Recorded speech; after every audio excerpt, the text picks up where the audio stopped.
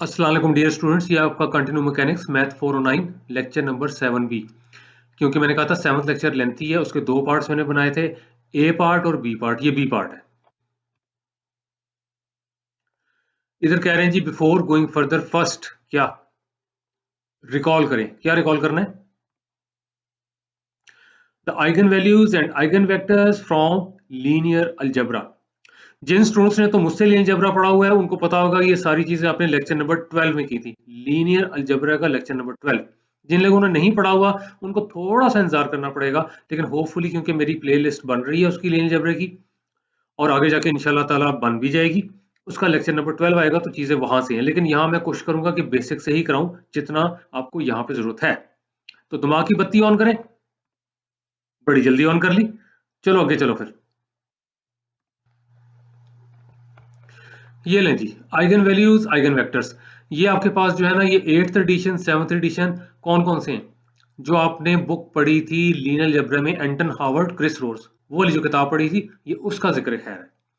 अच्छा, अब यहां से स्टार्ट करते हैं। वो कहता है जी ए आपके पास एन क्रॉस एन मैट्रिक्स है। एक्स वो कहता है जी कि नॉट इक्वल टू जीरो है, नॉन जीरो वेक्टर है। वो कहता है जी कॉलम वेक्टर है जिसका ऑर्डर n इंटू वन है। ये दिमाग में रख लें कि जो आपके पास वेक्टर्स होते हैं वो भी स्पेशल केसेस होते हैं मैट्रिसेस का। अगर कॉलम वेक्टर तो एक कॉलम होगा और फाइनाइट नंबर ऑफ रोज होंगी, इसकी n नंबर ऑफ रोज है। फिर वो कहता है A x equal to be. दो मैट्रिसेस को जब मल्टीप्लाई करते हैं, मैंने एक्सप्लेन कर दिया कि एक्स मैट्रिक्स क्यों है। दो मैट्रिसेस को जब मल्टीप्लाई करते हैं तो रूल होता है number of columns of the first is equal to number of rows of the second. अब ए के number of columns n, X के नंबर ऑफ रोज n, तो सेम है, मल्टीप्लाई तो हो सकते हैं। अब इन दोनों को जो मल्टीप्लाई करेंगे तो जो नई चीज आएगी यहाँ पे देख लें, फिर एक कॉलम वेक्टर आ रहा है n इंटू वन। वो भी लिखा हुआ है also a column vector of order n into one.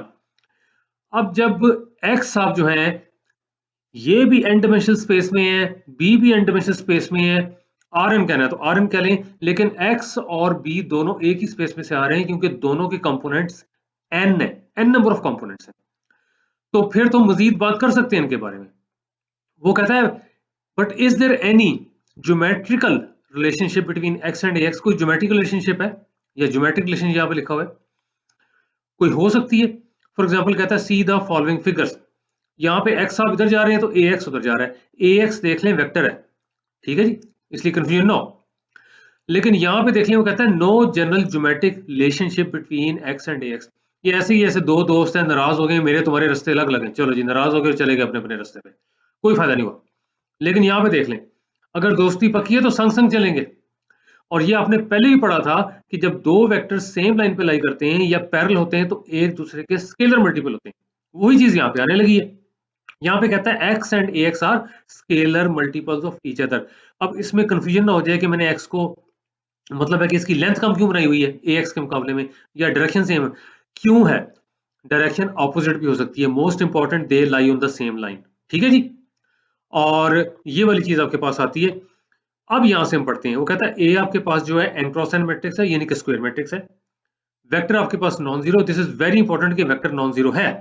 वो कहता है is called an eigen vector of A अगर ए एक्स जो है वो स्केलर मल्टीपल होगा एक्स का, यानी ए एक्स को लेमडा एक्स लिखा जा सके। अब ये देख लें, हो सकता है मैं थोड़ा तेज जाऊं क्योंकि ये चीज आपकी रिकॉल हो रही है फ्रॉम लीनियर अलजेब्रा। तो ए एक्स को अगर हम लेमडा एक्स लिख सकें, मतलब कहने का ये है कि दोनों जो है पैरेलल हो या एक ही लाइन पे लाई करें, तब की वो बात कर रहा है। तो ए एक्स को अगर हम लेमडा एक्स लिख सकें तब की वो बात कर रहा है। ठीक है जी, आगे चलते हैं। ये लें जी, ए एक्स आपके पास आ गया lambda X for some scalar lambda. अब मतलब वही है कि आपने a को x से मल्टीप्लाई किया और x आपके पास रीअपीयर हो गया after being multiply with lambda. तो इस सिचुएशन में x को कहते हैं eigen vector of a, lambda को कहते हैं आइगन वैल्यू ऑफ a। इसको यूं भी पढ़ सकते हैं कि x is the eigen vector of a corresponding to lambda. अब आगे पढ़ लें। यहां पे कहता है scalar lambda is called an eigen value of a, x is said to be an eigenvector of a corresponding to lambda। अब इसकी ज्योमेट्रिक इंटरप्रिटेशन देख लें। ज्योमेट्रिक इंटरप्रिटेशन यहाँ पे लिखा हुआ है, और आप कहते हैं ना इंटरप्रेटर तो वो होता है वो जो तर्जमा कर रहा होता है। खैर, तर्जमा कह लें, लेकिन चलें इसको आप समझ लें कि ज्योमेट्रिकल सिग्निफिकेंस क्या है इसकी।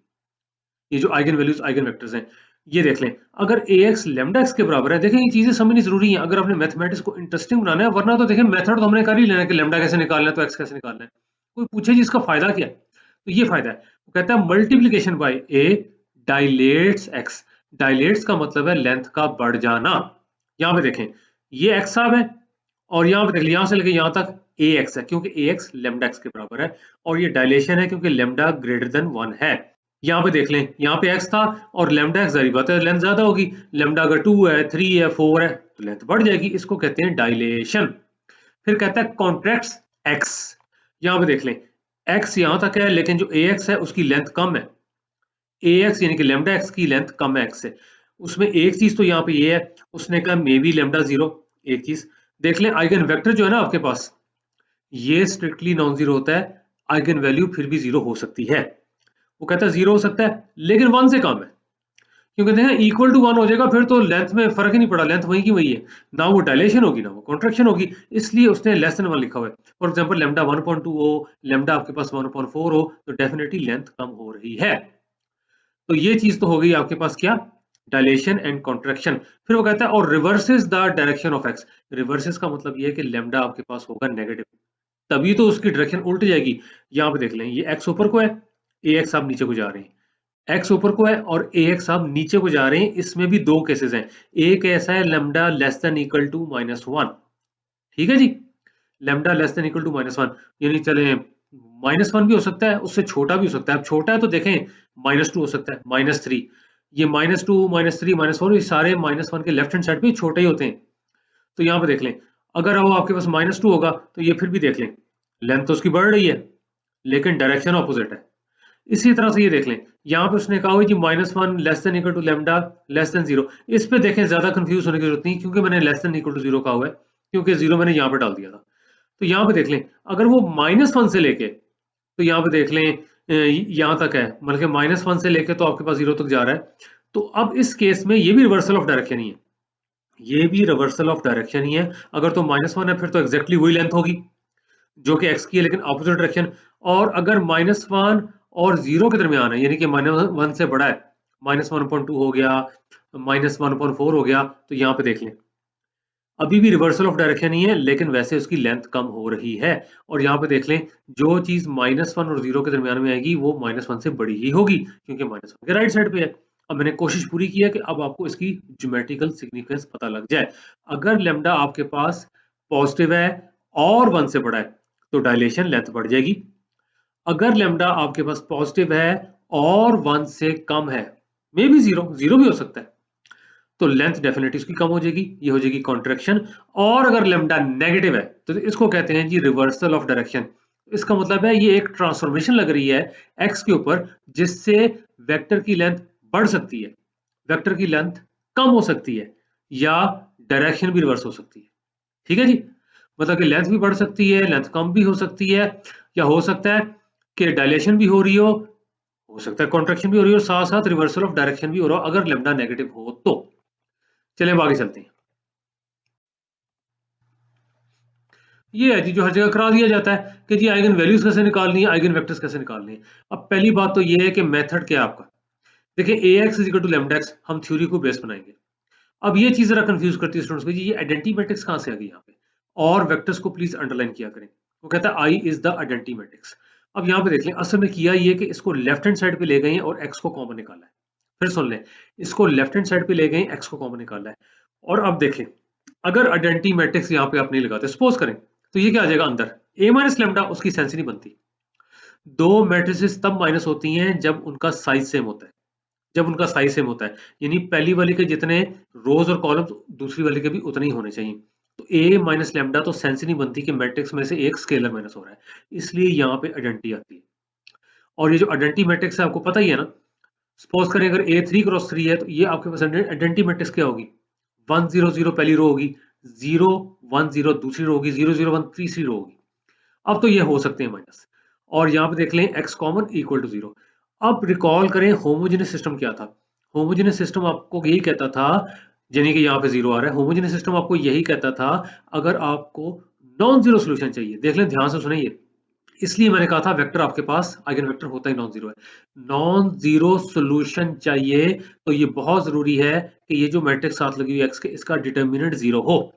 ये भी लीनियर अलजेब्रा से ही आ रहा है, ठीक है जी। डिटर्मिनेंट जीरो हो यानी कि ये इन्वर्टेबल नहीं है, इसका डिटर्मिनेंट जीरो करते हैं, ये इन्वर्टेबल नहीं है। अगर ये इन्वर्टेबल होगी तो यहां से इन्वर्स हिट करेंगे तो सिर्फ जीरो आ जाएगा, उसकी सेंस नहीं बनती, क्योंकि वेक्टर आपके पास नॉन जीरो है। एक तो मैंने लॉजिक ये दे दी, फिर कहेंगे नहीं ये तो रट्टा तो लगाना पड़ रहा है ना कि आइगन वेक्टर नॉन जीरो था। भाई अगर आइगन वेक्टर जीरो है तो कोई सेंस बनती है कि उसकी लेंथ बढ़ रही है, उसकी लेंथ कम हो रही है? जीरो वेक्टर से तो जिसको भी मल्टीप्लाई करेंगे वो जीरो आएगा, या उसका रिवर्सल ऑफ डायरेक्शन हो रहा है, सेंस ही नहीं बनती। देखें लॉजिक पे लॉजिक है। अब यहाँ पे देख लें, ये होमोजेनियस सिस्टम है, हम चाहते हैं कि हमारे पास क्या आए, नॉन जीरो वेक्टर आए या नॉन जीरो सोल्यूशन है, उसके लिए ये डिटर्मिनेंट जीरो होना चाहिए इस वाली मैट्रिक्स का। Since eigenvector is a non-zero vector, therefore lambda 2 be an eigenvalue of a non-zero या non-trivial solutions of 2 exist।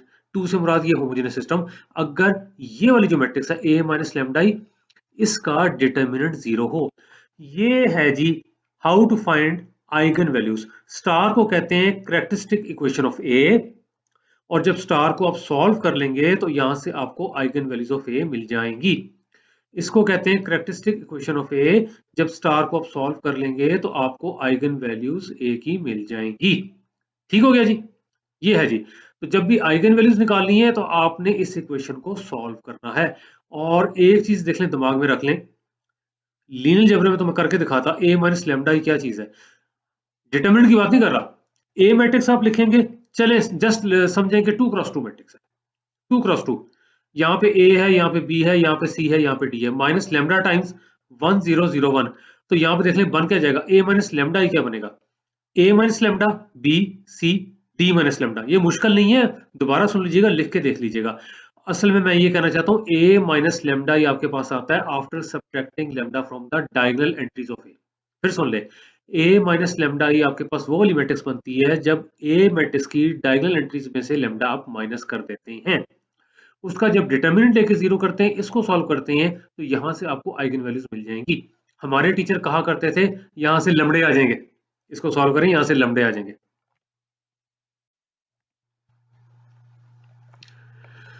ये लें जी, अब हम वापस वहीं चले गए जहां से हमने स्टार्ट करना था। ये है जी eigen values eigen vectors of tensors. ठीक है जी, टेंसर्स की आइगन वैल्यूज आइगन वेक्टर्स। अब वो यहां पे ये बात कर रहा है कि स्केलर्स लैम्डा आई कैरेक्टराइज आइगन वैल्यूज और प्रिंसिपल वैल्यूज। अब देख लें ये नए नए वर्ड आ रहे हैं और टर्मिनोलॉजीज हैं, हमने पहले आइगन वैल्यूज पढ़ा हुआ था, अब प्रिंसिपल वैल्यूज कह रहे हैं। आगे जाके मजीद क्लियर होगा कि क्यों कहते हैं। Of a tensor if there exist corresponding non zero normalize eigen vector. इसने एक स्टेप और कर दिया, हमने पहले नॉन जीरो कहा था, तो यहाँ पे नॉर्मलाइज का मतलब है कि unit vector, unit vector normalize का मतलब है नॉर्मलाइज्ड आइगन वेक्टर्स। यहाँ पे देख लें, और प्रिंसिपल डायरेक्शन और प्रिंसिपल एक्सिस ऑफ है, ये सारा आगे जाके क्लियर होगा। अब थोड़ा थोड़ा सा इसका लिंक अप्लाइड मैथ्स होने लगा है, लेकिन फिलहाल ये दिमाग में रख लें कि हम आइगन वेक्टर्स भी कह सकते हैं टेंसर ए के, इनको प्रिंसिपल डायरेक्शंस भी कह सकते हैं, प्रिंसिपल एक्सिस ऑफ ए ये भी कहा जा सकता है। इंटरेस्टिंग चीजें आ रही हैं, ऐसा ऐसा क्लियर होंगी। फिलहाल हम इसको लीनियर अलजेब्रा के स्टाइल से पढ़ेंगे। वो कहता है तब अगर टेंसर को एन आई जो कि आइगन वेक्टर्स हैं उनसे मल्टीप्लाई करें और उसके बाद आइगन वेक्टर रीपेयर हो जाता है after being multiply with lambda I. Lambda I बनेगा क्या, आइगन वैल्यूज। ये देख लें यहाँ पे लिखा हुआ है। अब यहाँ पे देख लें, हमने पहले लेक्चर में बात की थी अगर इंडेक्स रिपीट होता है तो समेशन होती है अनलेस अदरवाइज इंडिकेटेड। यहाँ पे साफ लिखा हुआ है नो समेशन, इसलिए मैंने आपको रिवाइज कराया था लीनियर अलजेब्रा से। वहां पे था A X is equal to lambda X, right side पे एक ही टर्म थी लैम्डा एक्स, कोई समेशन नहीं थी। इसलिए यहाँ पे कंफ्यूजन ना हो कि यहाँ पे भी कोई समेशन नहीं है। एक तो ना लिखा हुआ है, फिर देखें, ये देखें यहाँ पे लिखा हुआ है नो समेशन, एक तो लिखा हुआ है ना, दूसरा ये देख लें जो आपके पास होता है ना जिसको कहते हैं समेशन इंडेक्स, वो लेफ्ट हैंड साइड पे अपीयर नहीं हो रहा होता, गायब हो जाता है, लेकिन यहाँ तो अपीयर हो रहा है, ये समेशन इंडेक्स नहीं है। ये वही चीज है A X is equal to lambda X, इधर समेशन नहीं है। नॉर्मलाइज का देखें बता दिया, यूनिट और मैग्नीट्यूड इज इक्वल टू 1, ये है जी। अब वही वाला काम करना है कि आइगन वैल्यूज कैसे निकालनी है, आइगन वेक्टर्स कैसे निकालने हैं। आइगन वेक्टर्स का तो मैंने वहां पे जिक्र नहीं किया, लेकिन फिलहाल ये बता दूं आइगन वेक्टर्स निकालने के लिए इस इक्वेशन को सॉल्व करना होता है। वही काम किया है, आइडेंटिटी टेंसर को यहाँ पे इंट्रोड्यूस किया है, उसको लेफ्ट हैंड साइड पे ले गए हैं, ये जीरो वेक्टर है, एन आई को कॉमन लिया है, तो आ जाएगा A tensor minus lambda I identity tensor times N I is equal to zero. अगर आपने आइगन वेक्टर्स निकालने हैं ना तो इस इक्वेशन को सॉल्व करना पड़ता है। देखें पीछे लिखा हुआ था ना a minus lambda I times x is equal to 0। तो इस इक्वेशन को सॉल्व करने से आइगन वेक्टर्स मिलते हैं। लेकिन देखें मैथ्स लॉजिक बेस्ड है, पहले आइगन वैल्यूज निकालेंगे, यानी कि रट्टा लगाने के आइगन वैल्यूज निकालनी है। क्योंकि ये वाली जो इक्वेशन है इसमें एन आई साहब ये भी अननोन है, लेमडा आई साहब ये भी अननोन है। तो सॉल्व कहां से हम कर सकते हैं, एक इक्वेशन और दो अननोन्स आ रहे हैं। इसलिए पहले आइगन वैल्यूज निकालते हैं, आइगन वैल्यूज को फिर यहां सब्स्टिट्यूट करते हैं, फिर आइगन वेक्टर निकलता है। यही आपने लीनियर अलजेब्रा में भी पढ़ा था। अब आगे चलते हैं। ले जी, यहाँ पे उसने कहा आई 1 2 3 नो समेशन। इधर भी कोई समेशन नहीं है, क्लियर होना चाहिए, इधर भी समेशन नहीं है। अगर ये चीज कंफ्यूज करती है तो कई तरीके समझने के। आप पुरानी वाली क्वेश्चन रिकॉल कर रहे हैं लीनियर अलजेब्रा की, जहां पे ये मैट्रिक्स के फॉर्म में लिखा होता है, यानी a minus lambda I times X equal to 0, कोई समेशन नहीं थी। ठीक है जी। और वैसे भी जब आपने कहा था, वो जो पहले क्वेश्चन बनाई थी कि a times N I is equal to lambda I N I, उसमें भी जब समेशन नहीं थी तो उसी टर्म को तो लेफ्ट हैंड साइड पे ले गए थे आप, और ये चीज बन गई थी, तो समेशन यहाँ पे भी नहीं है। हाँ, होमोजेनियस सिस्टम है, वो कहता है set of homogeneous algebraic equations for the unknown values lambda I I 1 2 3 and the unknown eigen vectors N I. अच्छा, अब इस बुक की नोटेशन ये है कि आपने पहले देखा होगा, ये हैट ऊपर लगा हुआ ना तो आमतौर पे यूनिट वेक्टर का होता है। इसने यहाँ पे लिखा हुआ है बुक में कि hat on the vector quantity is being used to indicate an eigen vector of a tensor. यहाँ तो उसने वो बात की हुई है, लेकिन खुशी की बात यह है कि ये यूनिट वेक्टर भी है। उसने डबल काम कर दिया है कि हैट अगर उसके ऊपर है तो उसका मतलब है यूनिट वेक्टर है, और आइगन वेक्टर भी है टेंसर ए का। ठीक हो गया जी। अब देख लें क्वेश्चन क्या आ सकता है। वो कहता है जी ट्राई द फॉलोइंग। ये क्वेश्चन 2 है, पेज 27 आपकी बुक का है। वो कहता है letter tensor A B given by. अब यहाँ पे देख लें टेंसर प्रोडक्ट की फॉर्म में लिखा हुआ है। एक चीज बता दूं, अगर 1 मिनट के अंदर ही इस टॉपिक को खत्म करना है तो क्या है, जब आपने कोई टेंसर दिया हुआ है उसकी आइगन वैल्यूज आइगन वेक्टर्स निकालने हैं, तो हम उसी टेंसर को उसकी मैट्रिक्स फॉर्म में लिखेंगे, और वो जो मैट्रिक्स टाइप आएंगी ना, उन्हीं की ही आइगन वैल्यूज आइगन वेक्टर्स निकाल लेंगे, और वो eigen values eigen vectors tensor के ही होंगे, क्योंकि मैट्रिक्स फॉर्म इसी टेंसर की थी। लो जी, मुक गया। लेकिन अब करते हैं। ये देखें जी, ये आपको टेंसर दिया हुआ है, लेकिन ये आपको किस तरह से टेंसर प्रोडक्ट की फॉर्म में दिया हुआ है। अल्फा और बीटा कॉन्स्टेंट्स हैं, अल्फा बीटा कहता है स्केलर्स हैं या कॉन्स्टेंट्स हैं। E1 E2 उसने कहा ऑर्थोगोनल यूनिट वेक्टर्स हैं। इसकी डिटेल सारी पता है आपको, E1 E2। आगे हमने कुछ शो करना है कि आइगन वैल्यूज किसके बराबर है, वो तो अगली स्लाइड में, लेकिन उससे पहले देख लें ये जो चीज आपके पास आ रही है, ध्यान से देखें, क्योंकि अगली स्लाइड से पीछे मैं नहीं आ सकूंगा, और अभी अगर आप नहीं सुनेंगे तो हो सकता है पता ना लगे। ये आइडेंटिटी टेंसर है। आइडेंटिटी टेंसर आपने लेक्चर 7A स्लाइड 4 पर पढ़ा था। वो था EI tensor EI, EI tensor EI, यानी E1 tensor E1 plus E2 tensor E2 plus E3 tensor E3। यहां पे सब्स्टिट्यूट करेंगे तो E1 टेंसर E1 तो कैंसिल हो जाएगा, बच जाएगा E2 tensor E2 plus E3 tensor E3, ये बच जाएगा। आगे ये है। अब इससे पहले कि मैं आगे जाऊं, मैंने कहा था इस टेंसर को आप मैट्रिक्स फॉर्म में लिखेंगे। ठीक है जी, मैट्रिक्स फॉर्म में आपने लिखना है। और क्योंकि आइगन वैल्यूज उसने कहा है 1 2 3 है, तो मामला 3 डायमेंशनल स्पेस में ही जा रहा है। मामला 3 डायमेंशनल स्पेस में जा रहा है। अब ध्यान से मेरी बात सुने, जब आपने इस टेंसर की मैट्रिक्स फॉर्म लिखनी है तो आपको पता होना चाहिए कि फर्स्ट रो फर्स्ट कॉलम में क्या आ रहा है। मजे की बात है, जीरो आ रहा है, वहां जीरो लगाना पड़ेगा, वरना वैसे जीरो आ जाएगा। कैसे?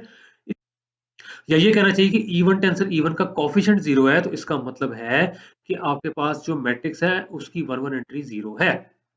उसके बाद यहां पे देख लें, अगली टर्म जो सर्वाइव करती है इसके अंदर, वो करती है E2 टेंसर E2 और plus E3 tensor E3। Second row second column, third row third column, यानी कि बाकी की दो डायगोनल एंट्रीज, वहां पे अल्फा बनता है। ये जो आपके पास अल्फा साहब है ना, ये बनती है 2 2 एंट्री और 3 3 एंट्री, क्योंकि ये किसका कोफिशिएंट है, basis vector E2 tensor E2 का और basis vector E3 tensor E3 का।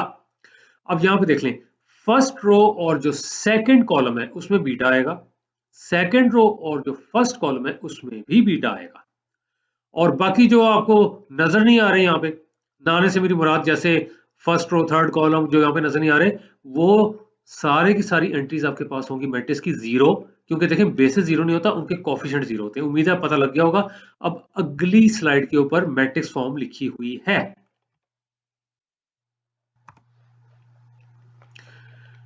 ये लीजिए, ये प्रूफ करना है कि आइगन वैल्यूज इसके बराबर है, ये तो हम करेंगे प्रूफ। एक ये वाली है, एक ये वाली है, एक ये वाली है। अब देखिए ये सारा लीनियर अलजेब्रा से है ना, वो मैं करवा रहा होता फिर तो बहुत डिटेल में जाता। आइगन वैल्यूज उतनी ही आती हैं जो कि आपके पास मैट्रिक्स का ऑर्डर होता है। मैट्रिक्स का ऑर्डर ये है जी, मैट्रिक्स 3x3। अब ये कैसे आ गई, ये देख ले, नीचे फिर कुछ इंडिकेट किया हुआ है। पहले तो इसको रिकॉल कराया हुआ है कि आइडेंटिटी टेंसर होता है E1 tensor E1 plus E2 tensor E2 plus E3 tensor E3। ये कहां से आ रहा है, स्लाइड नंबर 4 लेक्चर 7A। और यहाँ पे देखें आई माइनस E1 टेंसर E1 लिखा हुआ था, ये मैं पिछली स्लाइड में नहीं जा सकता, यहाँ लिखा था आई माइनस यानी कि दिस माइनस, तो E1 टेंसर E1 हो गया कैंसल। और अब यहाँ पे देख लें E2 tensor E2 plus E3 tensor E3 आ गए। अच्छा जी, अब यहाँ पे देख लें, जो ये चारों नजर आ रहे हैं पहले इनको फिट करें ऊपर। मतलब यहाँ पे देख लें, इसको देख लें पहले, फर्स्ट रो सेकंड कॉलम। अगर ये चीजें नहीं समझ आ रही तो ये पीछे जाना पड़ेगा आपको, ये मैं क्या बोल रहा हूँ, फर्स्ट रो सेकंड कॉलम। ये मैंने कहा था बेसिस वेक्टर बनता है और ये एंट्री आपको बताता है फर्स्ट रो सेकंड कॉलम की, और वो है बीटा। ये देख लें, ये आपके पास है जी फर्स्ट रो, ये second column beta, second row first column ये बनता है ये बीटा, क्योंकि बाहर बीटा लगा हुआ है। ये बेसिस वेक्टर जो आपके पास बनता है, इसके साथ जो आपके पास है ये एंट्री, या इसको कंपोनेंट भी कह सकते हैं। ये ए का कंपोनेंट है और ये आपके पास 2 कंपोनेंट है अल्फा। ये भी आपके पास टेंसर ए का कंपोनेंट है, ये 3 कंपोनेंट है अल्फा। अब ये चार ही है जो कि यहाँ पे नॉन जीरो है। ये चार नॉन जीरो से मेरी मुराद है कि चार एंट्रीज जो कि नॉन जीरो है, चार कंपोनेंट जो कि नॉन जीरो है। बेसिस वेक्टर्स में नहीं कह रहा कि चार है जो नॉन जीरो है, बेसिस वेक्टर तो होते ही नॉन जीरो है, लेकिन बाकी बेसिस वेक्टर क्योंकि मुझे नजर नहीं आ रहे हैं, for example E1 tensor E1 नजर नहीं आ रहा, नहीं नजर आ रहा ना, उसका कोफिशिएंट जीरो है इसलिए नजर नहीं आ रहा। इसी तरह से first row third column E1 tensor E3 मुझे नजर नहीं आ रहा, इसका मतलब उसका भी कोफिशिएंट जीरो है। जो बेसिस वेक्टर्स नजर नहीं आ रहे उनके कोफिशिएंट जीरो है, या ये कह लें कि वो वाले कंपोनेंट जीरो है। तो अब उम्मीद है पता लग गया होगा कि ये मैट्रिक्स कैसे लिखी गई है। अब ये वाला काम कर सकते हैं, a माइनस लैम्डा i, और यहाँ पे identity n is equal to 0। अब वो कहता है for one two have solutions n is not equal to 0 the determinant of the system must match. ये तो हमने पहले भी कर लिया था। आपने आइगन वैल्यूज निकालनी है और यहाँ पे हम चाहते हैं कि आपके पास नॉन जीरो सोल्यूशन आए। वो तभी हो सकता है कि ये वाला जो आपके पास टेंसर है, या ये समझ लें कि इस टेंसर की जो मैट्रिक्स फॉर्म है उसका डिटरमिनेंट आपके पास क्या होगा, जीरो। यही यहाँ पे किया हुआ है, यही यहाँ पे किया हुआ है। तो अब आगे चलते हैं। हाँ, आगे जाने से पहले ये चीज देख लें, मैंने यही आपको कहा था कि ये जो चीज आपके पास आती है a माइनस दिस, ये तभी आता है, ये जो डायगोनल एंट्रीज हैं इसमें से लेमडा माइनस करते हैं, इस केस में लेमडा आई माइनस होगा। ये ले जी, इस तरह लिख लें। और मैंने कहा था डिटर्मिनेंट ऑफ द टेंसर जो होता है वो वही होता है जो डिटर्मिनेंट होता है उसकी मैट्रिक्स फॉर्म का।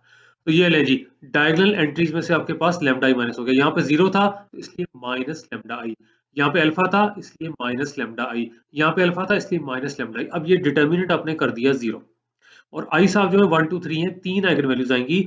अब इस डिटर्मिनेंट को एक्सपेंड कर दें, ये फर्स्ट एंट्री यहाँ पे लिखी हुई है, दिस मल्टीप्लाई बाय दिस, ये alpha minus lambda I whole square हो जाएगा, माइनस दिस इनटू दिस। लेकिन यहाँ पे देख लें माइनस आ रहा है, यहाँ पे प्लस किया हुआ है, ये बाद में एडजस्ट किया हुआ है। उसके बाद यहाँ पे देख लें ये वाली एंट्री नेगेटिव साइन के साथ आती है, अब पता लग गया होगा, यहाँ प्लस लिखा हुआ है, और यहाँ पे जो माइनस है क्यों गायब हो गया था, क्योंकि यहाँ भी प्लस लिखा हुआ है, थ्रू आउट असल में माइनस खत्म कर दिया है। फिलहाल मैं यूं ही बोलता हूं कि इसको हम लिखेंगे जी यहाँ पे माइनस बीटा। अब इसको जब इधर मल्टीप्लाई करें, माइनस बीटा बाहर है और बीटा इंटू दिस, तो minus beta into beta, beta square हो जाएगा और ये चीज आ जाएगी, माइनस दिस इंटू दिस, वो तो खत्म। ठीक है जी। तो अब यहाँ पे देख लें, इधर माइनस था यहाँ माइनस था, वो हमने थ्रू आउट -1 से किया, multiply equal to zero. Third entry क्यों नहीं आ रही, क्योंकि यहाँ पे था ही जीरो। अब आपने यहाँ पे करना है, और यहाँ पे की पॉइंट नोट कर लें जो मैं लीनियर अलजेब्रा में बताता था। मेहरबानी करके ब्रैकेट को एक्सपेंड ना कीजिएगा। मैथमेटिक्स का पहला रूल ये होता है नर्सरी से लेके पीएचडी तक, कि अगर कोई कॉमन फैक्टर है ना तो बाहर निकाल लें, कॉमन फैक्टर है तो बाहर निकाल लें। हालांकि आप कहेंगे जी फैक्टराइजेशन नर्सरी में कहाँ होती है, लेकिन मैं वैसे सिंपल कह रहा हूँ कि मतलब है कि जहां से भी इस तरह की चीजें या इस तरह की क्वेश्चन, 7th क्लास कह लें 5th क्लास कह लें, इसको सिंप्लीफाई करना है, जो कॉमन फैक्टर है वो बाहर निकाल लें। तो अल्फा माइनस लेमडा ही कॉमन फैक्टर है, वो हमने बाहर निकाल दिया। मेहरबानी करके इसको खोल ना दीजिएगा, ठीक है जी। अगर आपने इसको पकड़ के खोल दिया तो ये क्यूबिक बन जाएगी लेमडा आई में, वो मुश्किल हो जाएगा। अब अल्फा माइनस लेमडा आई तो कॉमन आ गया, अंदर क्या रह गया, lambda I times alpha minus lambda आई, ये लिखा हुआ है। यहां से अल्फा माइनस लेमडा आई कॉमन निकाल लिया तो बीटा स्क्वायर रह गया। अब ये दो फैक्टर्स हैं जिनका प्रोडक्ट जीरो है। अगर पहला वाला जीरो के बराबर है तो अल्फा आ जाएगा लेमडा आई, और आई आ जाएगा फॉर वन पहली eigen value lambda 1 is equal to alpha. पीछे मैं नहीं जा सकता, वहां खुद देख लीजिएगा, एक आइगन वैल्यू यही थी। बाकी दो आइगन वैल्यूज इसको सॉल्व करके आएंगी। दो क्यों? क्योंकि ये क्वाड्रेटिक है। कैसे? ये देखें, लेमडा आई को माइनस लेमडा आई से मल्टीप्लाई करेंगे तो आ जाएगा लेमडा स्क्वायर, यहाँ फिर माइनस गायब हुआ है।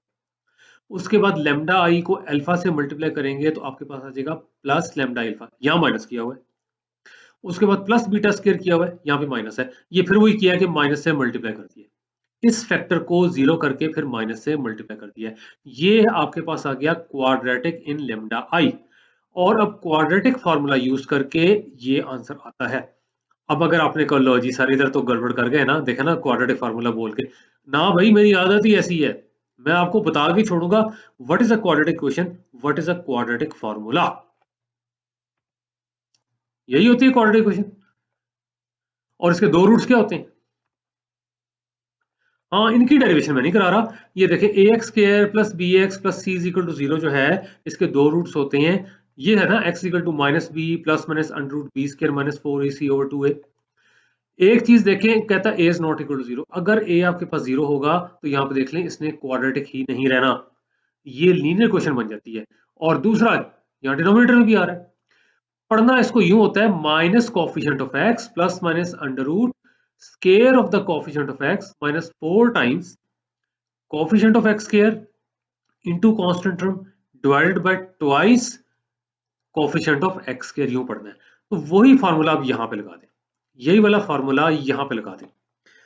इसको हम करेंगे जैसे यहाँ पे लिखा हुआ है जी माइनस कॉफिशिएंट ऑफ एक्स, तो ये लेमडा आई में क्योंकि क्वाड्रेटिक है तो हम करेंगे minus coefficient of lambda I. तो माइनस कॉफिशिएंट ऑफ लेमडा आ जाएगा माइनस ऑफ माइनस अल्फा, तो प्लस अल्फा हो जाएगा, प्लस माइनस।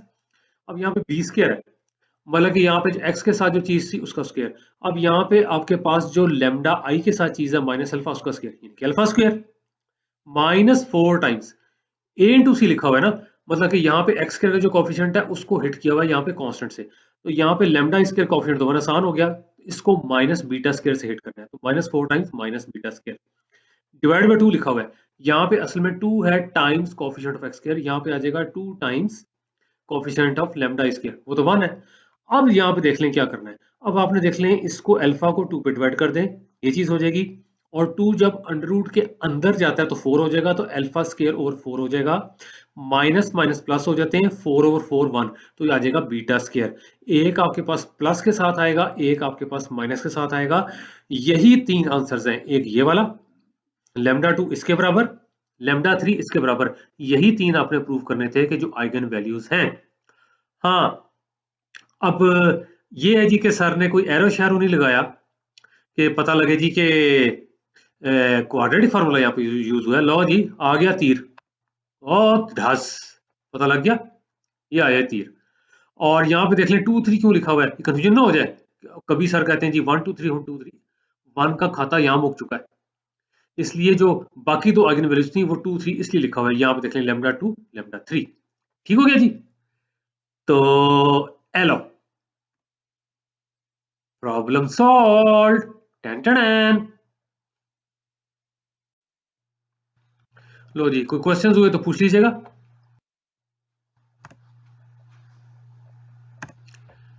Happy ending. लो जी, एंड ऑफ लेक्चर 7B। अब इंशाअल्लाह मुलाकात होगी लेक्चर नंबर 8 में। अल्लाह हाफिज।